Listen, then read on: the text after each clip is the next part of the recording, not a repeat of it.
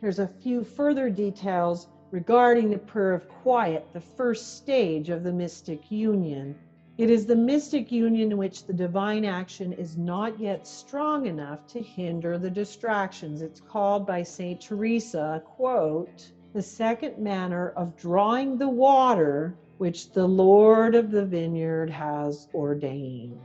This is the way to avoid false rules of conduct and to cooperate with the divine action. We must avoid too much self-analysis, avoid over-introspection. We do not arrive at a clearer view of our state. We only disturb ourselves uselessly. Both Saint Teresa and Saint John of the Cross hold the doctrine that the devil cannot imitate the true mystic state when a soul is truly and in union with God. In their first place, there is one character the devil would be careful not to imitate, at least sincerely, and this is the impulse towards virtue. And then the actual foundation of this prayer is beyond his powers, while the contrary holds good with regard to revelations and visions, such at any rate as are not purely intellectual. For according to the teaching of the schools, neither good nor evil angels can act directly upon the intelligence or upon the will. They operate upon our interior faculties only, the imagination and the feelings and this agency of the body alone. The devil, like the good angel, may awaken sensible images as well as pleasure and emotions of the same order. But all mystic writers declare that this disturbance of the lower faculties is powerless to produce the mystical knowledge of God and the union corresponding with it. In the same way, there can be no counterfeit proceeding from our own minds. The true mystic contemplation has an assemblage of characters that we can never reproduce at will. It is greatly to the devil's interest that you should act in the contrary manner, that you should consider yourself as being inspired and even a prophet. And you would in this way commit great imprudences which would destroy your credit, so that you wouldn't accomplish the good to which your state of prayer should have led you and would bring you into states of contempt. And that is evident that the expression listening to God is purely metaphorical. As an instance of these exaggerations, let us quote a 17th century writer who really little in sympathy with mysticism shows himself over enthusiastic in his passage, saying, "The conscience of these souls is an exact and perfect book.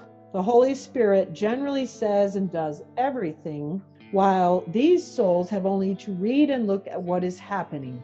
The Spirit of God in them is a real teacher who instructs them incessantly." Unquote. It may perhaps be so in the case of certain ecstatics, at certain moments at least, but it is a wild fantasy to depict the inferior degrees in this fashion. The saints themselves were not content, quote, to read and to look, quote, in the divine book. This is a very important part here because we see, for example, that certain great founders of religious orders, Saint Dominic, Saint Francis of Assisi, Saint Ignatius, and Saint Francis of Sales, groped about, as it were, to a large extent before they found the true form of their institute or of many of their characteristic rules. It was not sufficient for them, therefore, to turn over the leaves of the divine book. There is another significant fact. During the Great Western Schism, the saints were not all of one mind, not even those who had the gift of reading consciences. What does this tell us? It's telling us that despite whatever gifts or graces that are given to us from God, we can never become arrogant. We must always continue to utilize discernment, and that requires us to study, to engage in spiritual reading, to continue to pray and meditate, And we do not place ourselves in a position of believing that from one vision or from 10 or 100 visions or 1,000 that we know all truth. We must be willing to recognize that the discernment process must continue, and it requires us to go well beyond our own understanding of these things, to go well beyond our own experience of these things, to take into consideration the experience of others of these things, and to take within this divine scripture, the ancient sacred texts, the writings of the saints, the great writings of mystical theology, the great writings of ascetical theology, to form our discernment. So we must not become proud in our thinking, because this can completely destroy the value of the gift itself. That's so important, because there is a huge temptation to pride when people receive these gifts. We forget that humility is the hallmark of a mystic. You never forget from where you stand, which is, we stand upon earth as a lowly creature who is not God. To think about that too, let's just take that, because this is something that I think is so important. People do think, I had a couple of experiences and therefore I understand all things. But what you find is that the more experiences you have, the less you realize you know. So I've had thousands of experiences. And so now I realize that I know less. I know less and less and less. And then when we go beyond our own experience and we understand how many experiences have been had by all the prophets, saints, mystics, sages, and ascetics, and have we taken all of that in? Have we taken all of the near-death experiences and out-of-body experiences that have been had by every human being throughout history? No, we haven't. So we do not embody all of revelation. We just don't. No one single soul can embody all of that. If we are not continually forming and allowing ourselves to receive more and more from not just our own experience, the experiences of others, the sacred writings that have been handed down to us, which is also from the experiences of others, also the theological writings, the mystical and ascetical theologies, then we don't even have a foundation for the beginning of discernment. And discernment is an act of humility.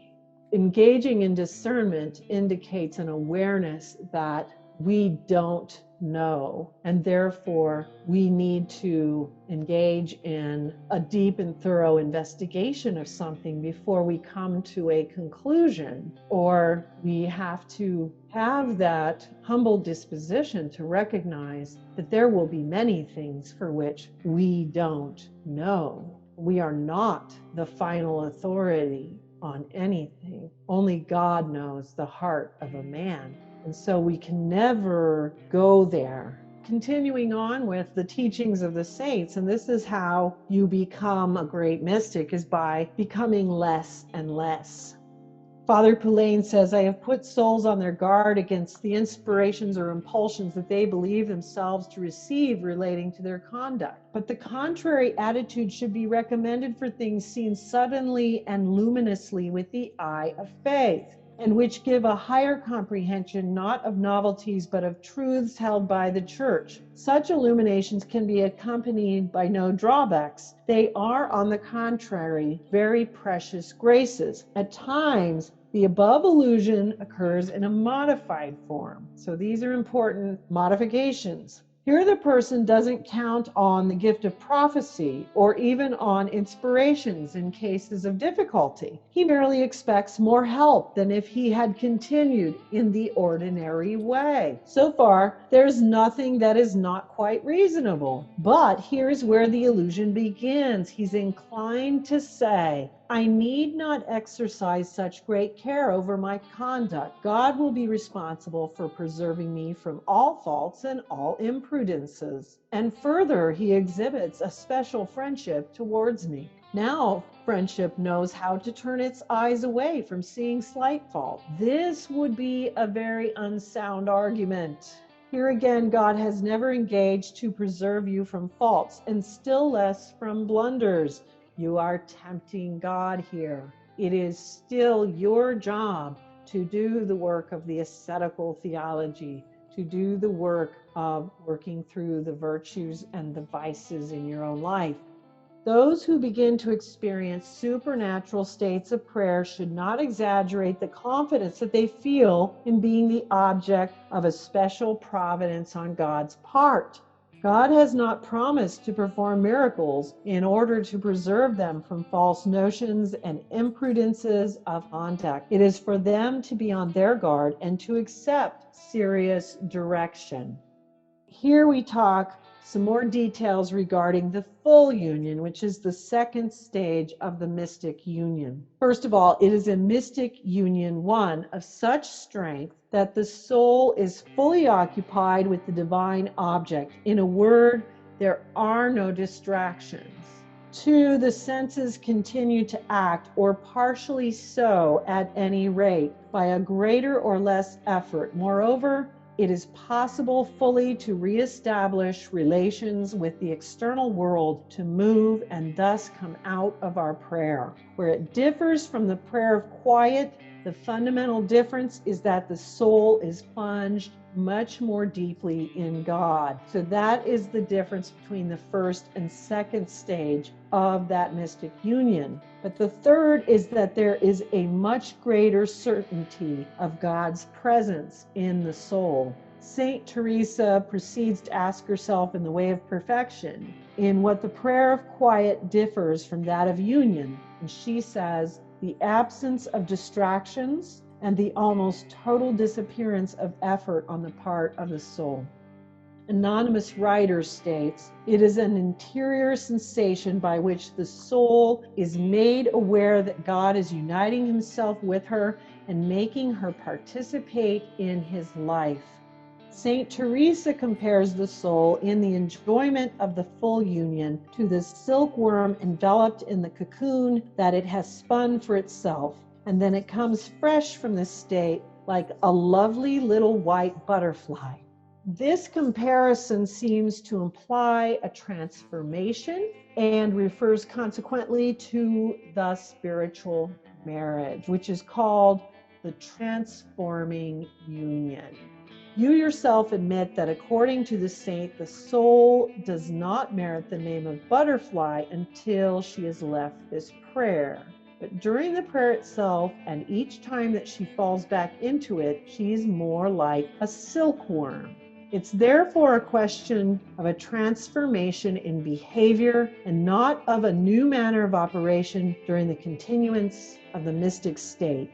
So now going towards ecstasy, which is the third stage of the mystical union. Supernatural ecstasy is a state that not only at the outset, but during its whole existence contains two essential elements. The first, which is interior and invisible, is a very intense attention to some religious subject. Second, which is corporeal and visible, is the alienation of the sensible faculties. This last expression signifies not only that sensations no longer penetrate to the soul, but that it would be extremely difficult to produce them, either if one wished to do so oneself, or if other persons endeavored to incite the action of the organs of sense. So there are various kinds of ecstasy. There's simple ecstasy, which generally comes on gently, little by little, or if it is not of great strength. As a rule, it is often thought not to contain any revelations. Rapture would be the second, when it is sudden and violent. And 3 is the flight of the spirit, when St. Teresa says, quote, the soul suddenly feels a rapid sense of motion that appears to hurry it away. This violent motion cannot, as a rule, be resisted. But in the case of simple ecstasy, resistance is possible, at least at the outset. The body continues in the position that it was when the rapture came upon it. God nearly always reveals secrets of the supernatural order in raptures, and as a rule, it is felt that the understanding has been amplified. After a rapture, there may be a difficulty in resuming the ordinary exterior occupations, and this sometimes continues for several days. The memory of what has been seen is retained, but the soul does not usually know how to express this exalted knowledge. This is all coming from St. Teresa of Avila's Interior Castle. By means of our human language, which is very imperfect and which is obliged to make use of images which are often irrelevant to the state of ecstasy. When the soul comes out of a rapture that has overtaken her in the middle of a conversation or a prayer, it often happens that she continues the phrase where it was broken off. Then there are intellectual visions of the divinity, and in the preceding degrees, God permitted the soul to lose herself in him more or less deeply, but ordinarily he did not allow himself to be seen. In rapture, the contrary usually happens. Several attributes that have been hidden now begin to manifest themselves. Then there is a state in ecstasy known as blinding contemplation. When God thus allows his attributes to be seen, a certain obscurity does always remain, but it is a singular thing that the stronger the light, the more dazzled, blinded does the soul feel. It is in this way that the sun would blind an owl and cause it suffering. An excess of light produces almost the same result as darkness. It is a mingling of knowledge and of ignorance, the ignorance being what strikes us the most.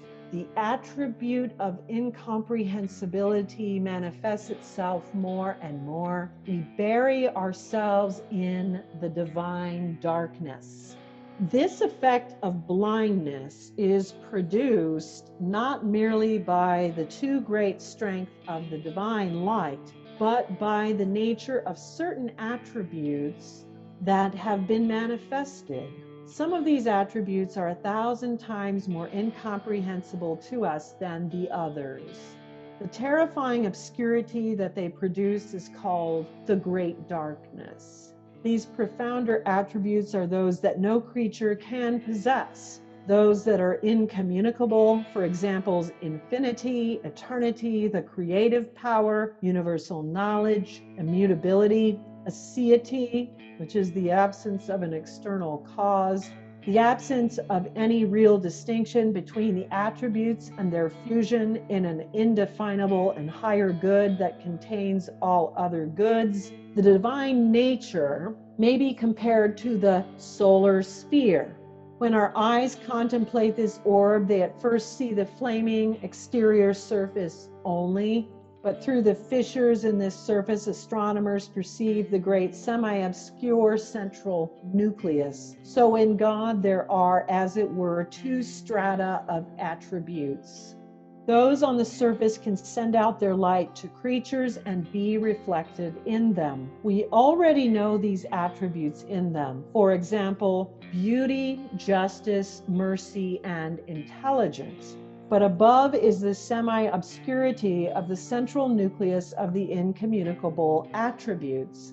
The creature does not receive their radiance, and because our reason has nowhere encountered them, it stands abashed before this unexpected manifestation, and there results for us a special obscurity. The joy of attaining to a new and marvelous knowledge is mingled with the uneasiness of feeling that we are not fitted to understand them properly. Contemplation that is called by negation.